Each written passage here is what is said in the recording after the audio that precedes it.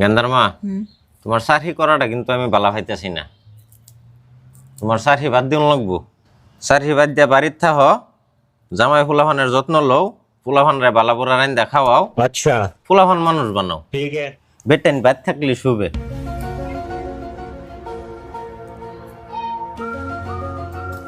ঠিক আছে, তুমি বালা পাইতেছ না যদি তো আমি চাকরি করতাম না। আমারও তো চাকরি করার অত শখ নাই, আমারও কষ্ট লাগে।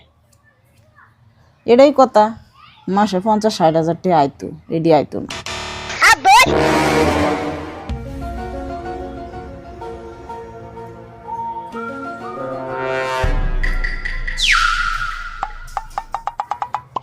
এরে গেন্দার বাপ কই গেল?